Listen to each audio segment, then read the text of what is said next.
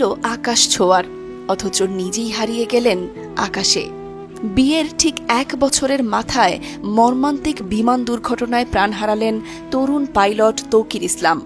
তৌকির এক সাহসী পাইলট, যিনি সব সময় বলতেন, আমার দায়িত্ব জীবনের চেয়েও বড়। তিনি আজ নেই। বিয়ের প্রথম বর্ষপূর্তি পালন করার আগেই চলে গেলেন না ফেরার দেশে। আকশা আহমেদ নিঝুম এখন শুধুই তাকিয়ে থাকে ফোনের দিকে, একটা কল আসবে বলে। তৌকির বলবে, প্রিয়তম, আমি ল্যান্ড করেছি। নিঝুম চেয়েছিলেন তৌকিরের হাত ধরেই কাটিয়ে দেবেন সারাটি জীবন, কিন্তু এখন তাকে একাই কাটাতে হবে সারা জীবন।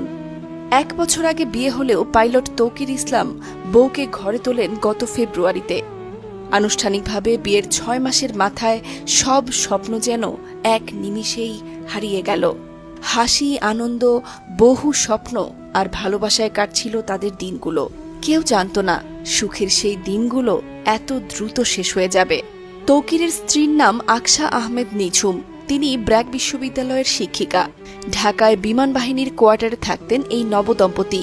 সর্বশেষ গেল কোরবানির ঈদে জুন মাসে রাজশাহীর বাসায় এসেছিলেন তৌকির।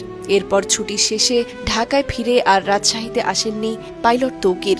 তৌকির আর ফিরলেন না, ফিরে এলো শুধু তার স্মৃতি, চোখের জল আর না বলা হাজারো কথা। স্ত্রী আকশা আহমেদ নিঝুম এখনো বিশ্বাস করতে পারছেন না, 1 বছর আগে যার হাতে মেহেদি ছিল, আজ তার কপালে শুধু সাদা ছায়া।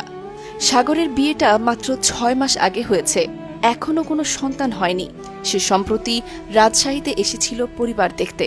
6 মাসের সুখস্মৃতি এখন শুধুই কান্নার অ্যালবাম।